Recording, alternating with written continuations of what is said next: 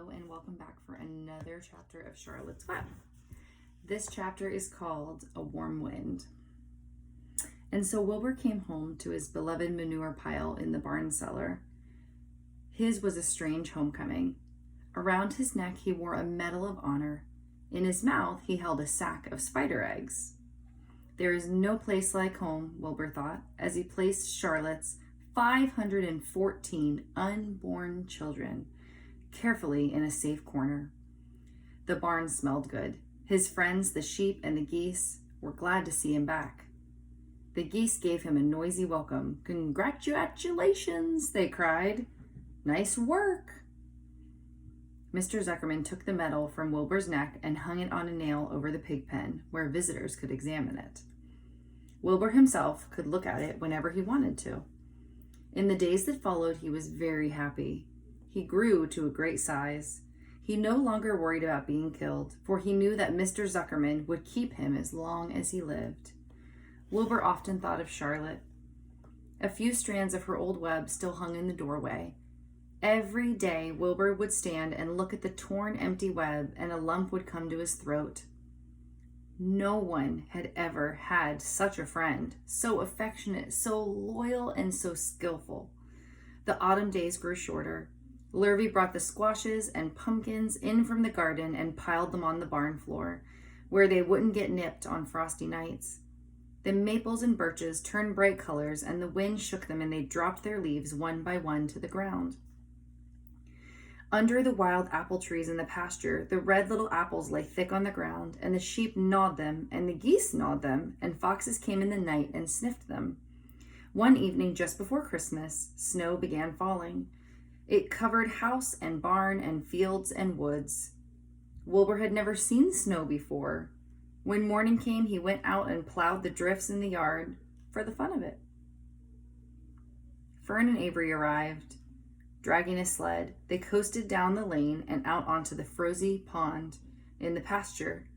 "Coasting is the most fun there is," said Avery. "The most fun there is," retorted Fern, "is when the Ferris wheel stops and Henry and I are in the top car, and Henry makes the car swing, and we can see everything for miles and miles and miles." "Goodness, are you still thinking about that old Ferris wheel?" said Avery in disgust. "The fair was weeks and weeks ago." "I think about it all the time," said Fern, picking snow from her ear. After Christmas, the thermometer dropped to 10 below zero. Cold settled on the world. The pasture was bleak and frozen. The cows stayed in the barn all the time now, except on sunny mornings when they went out and stood in the barnyard in the lee of the straw pile. The sheep stayed near the barn too, for protection.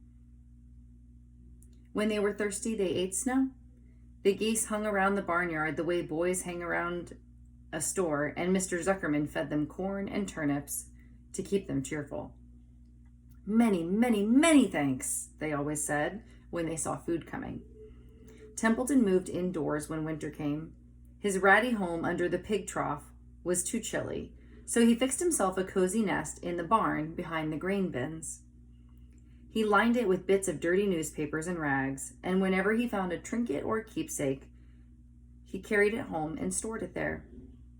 He continued to visit Wilbur 3 times a day, exactly at mealtime, and Wilbur kept the promise he had made. Wilbur let the rat eat first.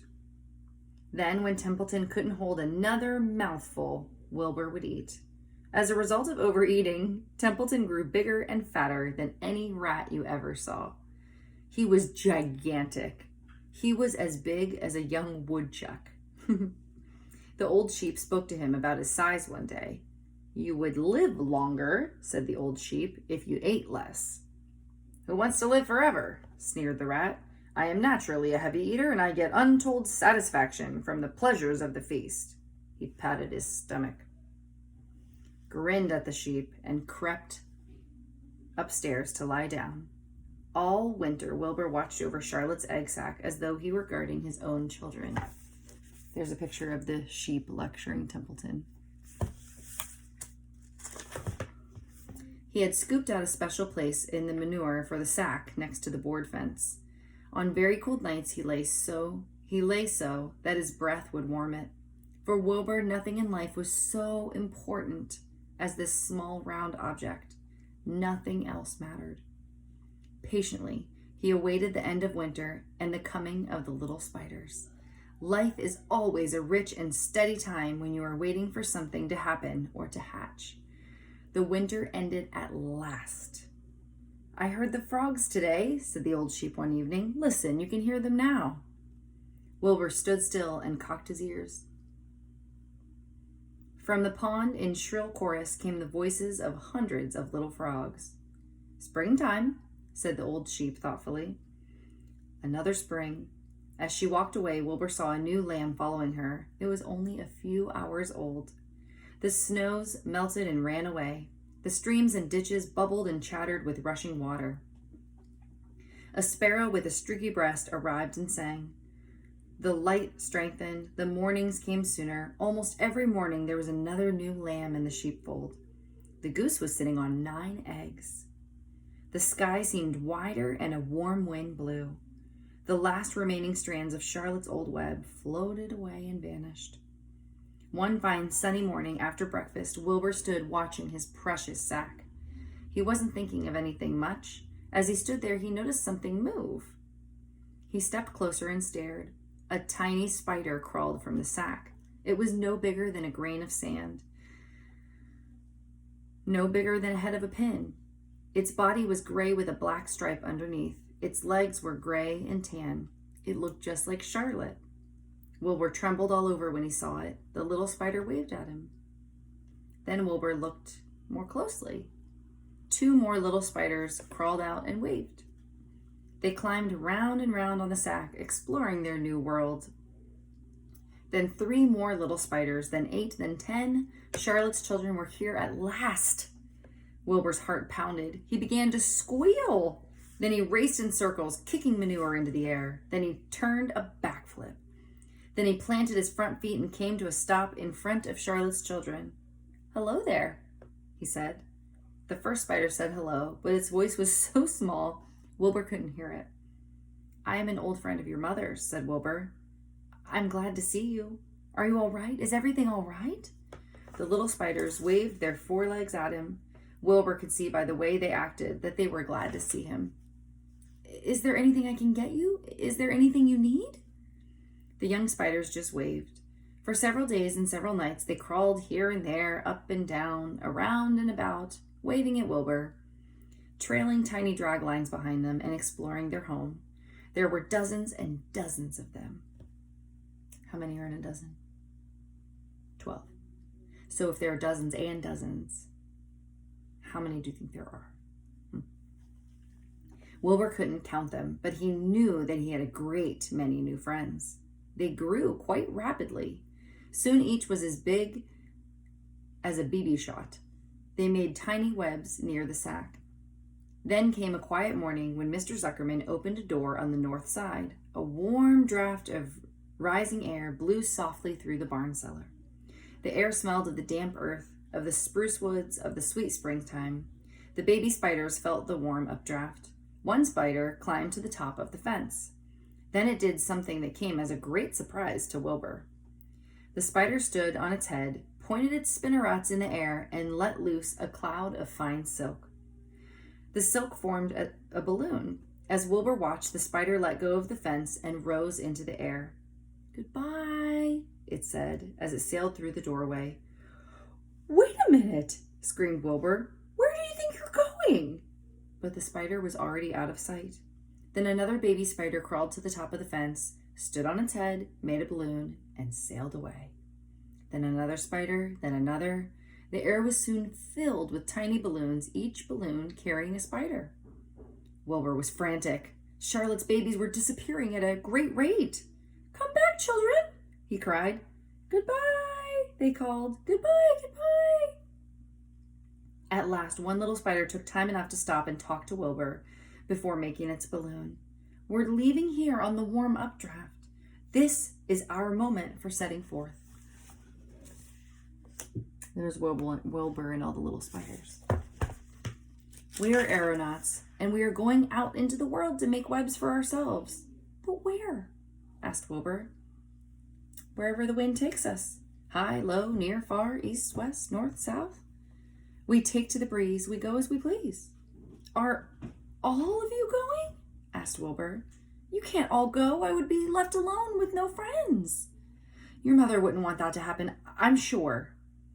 The air was now so full of balloonists that the barn cellar looked almost as though a mist had gathered. Balloons by the dozen were rising, circling, and drifting away through the door, sailing off on the gentle wind.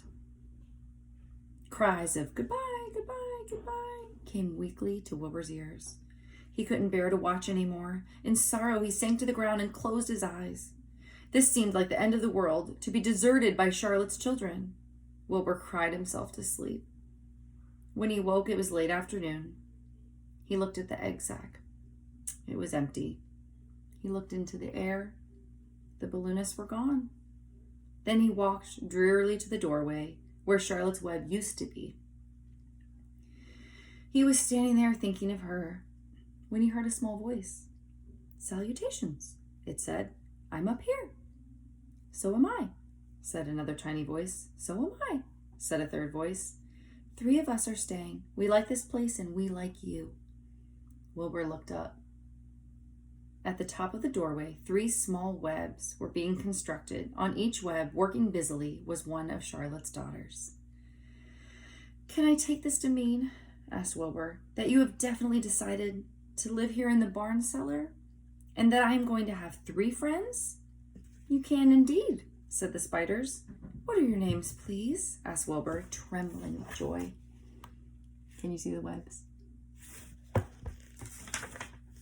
I'll tell you my name, replied the first little spider, if you'll tell me why you are trembling. I'm trembling with joy, said Wilbur. Then my name is Joy, said the first spider. What was my mother's middle initial? Said the second spider. A, said Wilbur. Then my name is Urania, said the spider. How about me? Asked the third spider. Will you just pick out a nice, sensible name for me? Something not too long, not too fancy, and not too dumb. Wilbur thought hard. Nellie? He suggested. Fine, I like that very much, said the third spider. You may call me Nellie. She daintily fastened her orb line to the next spoke of the web. Wilbur's heart brimmed with happiness. He felt that he should make a short speech on this very important occasion. Joy, Urania, Nellie, he began. Welcome to the barn cellar. You have chosen a hallowed doorway from which to string your webs. I think it is only fair to tell you that I was devoted to your mother. I owe my very life to her. She was brilliant, beautiful, and loyal to the end. I shall always treasure her memory. To you, her daughters, I pledge my friendship forever and ever. I pledge mine, said Joy. I do too, said Urania. And so do I, said Nellie, who had just managed to catch a small gnat. It was a happy day for Wilbur, and many more happy, tranquil days followed. As time went on, and the months and years came and went, he was never without friends. Fern did not come regularly to the barn anymore. She was growing up and careful to avoid childish things, like sitting on a milk stool near a pig pen. But Charlotte's children and grandchildren and great-grandchildren, year after year, lived in the doorway. Each spring there were new little spiders hatching out to take the place of the old. Most of them sailed away on their balloons, but always 2 or 3 stayed and set up housekeeping in the doorway. Mr. Zuckerman took fine care of Wilbur all the rest of his days, and the pig was often visited by friends and admirers, for nobody ever forgot the year of his triumph and the miracle of the web. Life in the barn was very good, night and day, winter and summer, spring and fall, dull days and bright days. It was the best place to be, thought Wilbur, this warm, delicious cellar, with the garrulous geese, the changing seasons, the heat of the sun, the passage of swallows, the nearness of rats, the sameness of sheep, the love of spiders, the smell of manure, and the glory of everything. Wilbur never forgot Charlotte. Although he loved her children and grandchildren dearly, none of the new spiders ever quite took the place in his heart. She was in a class by herself. It is not often that someone comes along who is a true friend and a good writer. Charlotte was both. The end. that is the end of Charlotte's Web by E.B. White. If you like this story, I suggest maybe you can talk your parents into letting you watch the movie. There's a cartoon version and there's like a live action people version one. So you could watch one of those and then tell me what you thought of the book. And if you watch the movie, you can compare them and talk about what things were similar from the book and what things were different. I can't wait to hear from you. I hope you like this book. If you liked it, you would probably like other books by E.B. White as well. Stay tuned for our next book. There will be another one. I miss you guys, and I hope to hear from you soon. Bye.